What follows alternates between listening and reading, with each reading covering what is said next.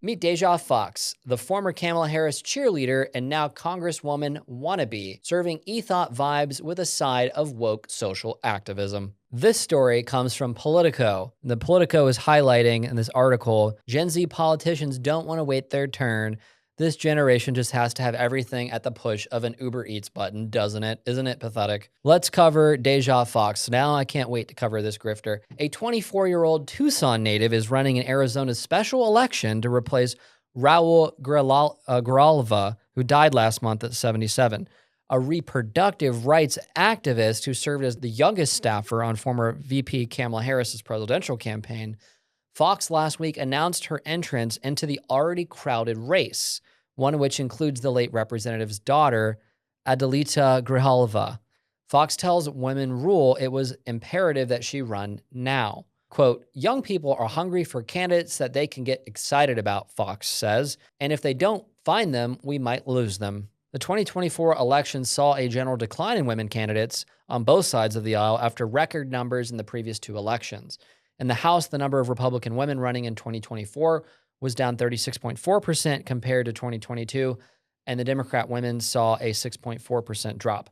So far, for upcoming cycles, no Gen Z Republican women have announced their bids for Congress, but Abu Ghazala and Fox represent a new generation of left-of-center women seeking office as a way of fighting back against the Trump admin.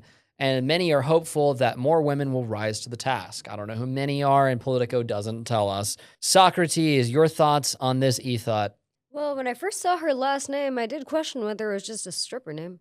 Fox is spelled with two X's, so I wonder what I get for that extra X. So, defining ETHOT, it's not just spicy content. Deja's peddling her woke brand to Zoomers and Dem donors. She's obviously reliant on her digital clout, like her Girls on the Ground TikTok series with politicians like Harris and Mark Kelly. Clearly, she's a professional influencer, and this generation is so obsessed with being famous that I guess she just couldn't crack it in Hollywood, which is why she's in Arizona to begin with. Because speaking as someone registered to vote in Arizona, and God help me if I'm not in her district, thank God, because I'd be out there campaigning against this loser. But if you can't crack it in Hollywood, you basically just go to Arizona and just pray that you can finally cut into LA. Scottsdale and Phoenix are filled with a lot of LA wannabes, aren't they? Absolutely, and a lot of OF, OnlyFans girls just live there. They love the luxurious bimbo lifestyle. It's pretty insufferable. Right, so she's tried, who knows what she's tried. She tried to cut it with Kamala, and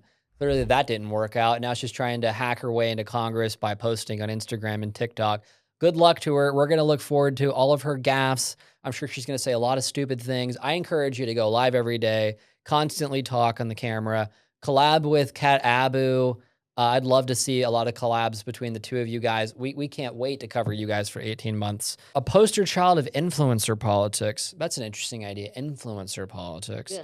So she's not really, this is the thing with her and people like Stacey Abrams. They're not really, and Beto O'Rourke and all these losers, they're not actually running because they have policy ideas and they want to do anything. They're basically auditioning for their own Netflix series. You could even say the Obamas just auditioned for Netflix and film. Then they left the White House. All they're doing is film now, grifting off of race relations. Barack Obama famously making race relations worse in the United States. According to Gallup polling and third-party polling, race relations were better in the United States before Barack Obama. BLM happens during the President Obama administration. And now, as recently as last summer in 2024, his movie about the Civil War and the race-based Civil War comes out, him constantly rubbing salt in racial wounds, not wanting our country to heal. And so you have this whole generation of Democratic politicos that try to get famous by running for office and saying outlandish, crazy things that have no likelihood of becoming law. These people don't have ideas. That what they have are sound bites. And their whole thing is to grift off of algorithms and smash buttons and get likes and follows and retweets and outrage. And then when they lose, somehow it's a win because they have more followers, and then they go sell a Netflix documentary.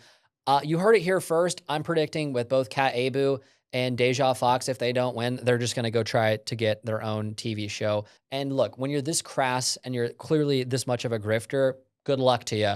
They'll probably be successful. Socrates, do you have anything else to add on this generation of wannabe Congresswoman grifters? Not much. I mean, I wish people would Learn the difference between TikTok and good policy. Well, there you go. If it doesn't work out in Netflix, there's always OnlyFans or OnlyThoughts or only Congresswomen for these two girls.